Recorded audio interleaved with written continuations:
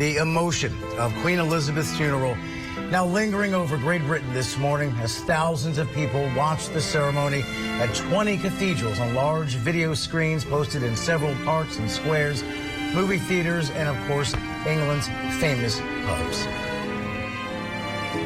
Just minutes ago, the UK holding a moment of silence at the end of the funeral service, which lasted about an hour. A very emotional scene inside Westminster Abbey. Our colleague Lindsay Tuckman is in London for us this morning. Good morning, Lindsay. Tell us a little bit about what's going on this morning and what the tone is like there.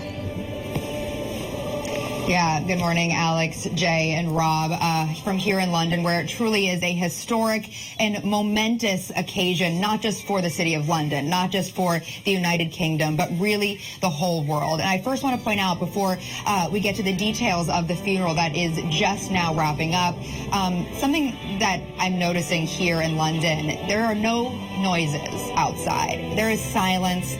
The planes at Heathrow have been halted for now to make sure that there's no overhead noise. There are no cars driving around. People are truly feeling this poignant moment of this funeral for the nation's longest serving monarch. And as I mentioned, the funeral is just now wrapping up. It started at 11 a.m. Local time, rather promptly. Everything was planned meticulously by the Queen herself. And this really is historic for one reason, being that it is the first televised state funeral for a monarch here in the UK. Of course, that's because the last serving monarch was Queen Elizabeth's father. He passed away in 1952 before she ascended to the throne at the young age of 25. So you're seeing this video now inside Westminster Abbey, where the funeral service is just wrapping up. I believe I'm hearing right now some of the Queen's piper, perhaps, finalizing the ceremony before the Queen's coffin is put back on the state gun carriage and processed, eventually making her way to Windsor Castle, where she will be laid to rest. I want to go now to our correspondent Giles Gibson, who is also live in London. And Giles, 2,000 people are inside Westminster Abbey right now. That includes hundreds of heads of state, including U.S. President Joe Biden and First Lady Jill Biden. But they're not the only people watching this funeral. Tell us about what it is like to witness this for people across the United Kingdom, and of course the 4 billion others watching live around the world. That's right, those 2,000 official guests crammed into Westminster Abbey, but this is an event that's being watched by people all over the United Kingdom and indeed people all over the world. We heard from Transport for London, which is the body that organises the city's transport networks, that they were expecting 1 million people to be flowing into central London over the last few hours to try to be involved somehow, even in a small way, in this historic moment in British history.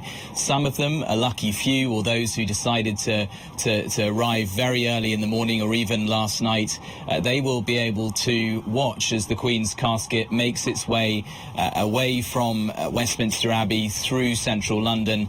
But many others will be at the back of the queue. They won't have that direct connection with the Queen and with her casket, but they'll be able to watch it on these massive screens that have been set up in parks here in London, but also around the country, cinemas opening up, pubs, as we were just hearing a few minutes ago. The idea really is to get British people together to watch this moment rather than watching it separately. Yeah, Giles, just being here for a few days, I've seen all these people that have been, whether it be lining up in the queue to pay their respects to the Queen lying in state, or now people that have been camping out overnight to be along that route that the coffin will take, making its way to Windsor Castle. Tell us a little bit more about these next steps now that the funeral service itself is wrapping up.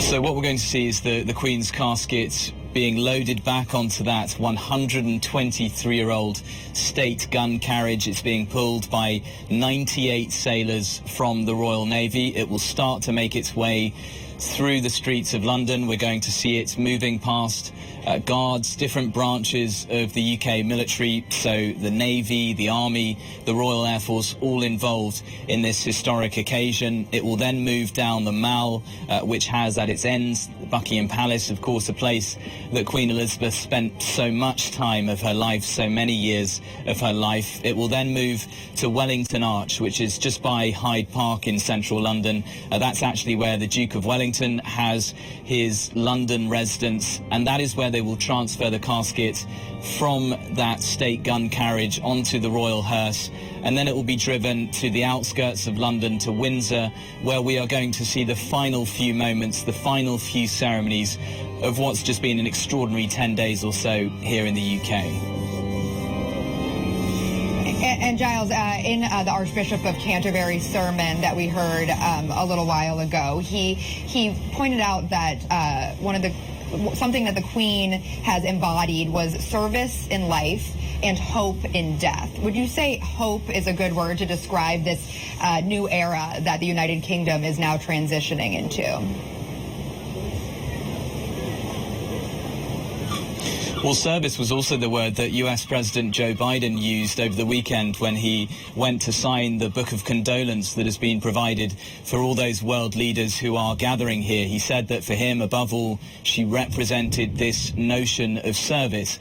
As for hope, I think it's interesting that over the past week or so, we've seen this new era starting to begin. We've seen moments where King Charles, of course, a man that most of us have known as Prince Charles for our entire lives. We've seen him giving speeches, having moments where he is in that role of king by himself.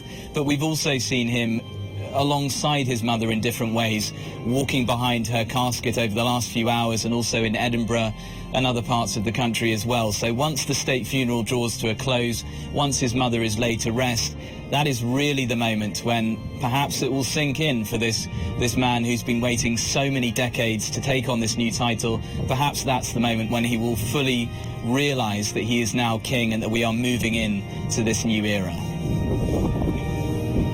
All right, Giles Gibson reporting live in London. Thank you so much. Now, again, 4 billion people worldwide watching this funeral. We will continue to have eyes on the Queen's coffin as it begins this procession. And again, Rob, Jay, Alex, I've been walking around the past few days. I went to the Mall earlier yesterday to see those people camping out. No one was grumpy. Nobody was complaining. It's a little chilly here in London, so you may imagine that they're a little uncomfortable staying out there. But it really has been incredible to see all these people who just want to get a glimpse of the Queen's coffin as it goes by, because for nearly everyone here in the United Kingdom, and for all of us, of course, this is the only monarch they've ever known. So it really is a day of mourning and a day of gratitude for many here. Regardless of what you may believe about the monarchy, it truly is historic. I'll send it back to you for now. Yeah, it was interesting seeing David Beckham in that queue, and afterwards, after he got to see the coffin, you know, he said this is something that we all had to do together, and I didn't mind the waiting. I didn't mind the hours and hours and hours that I waited.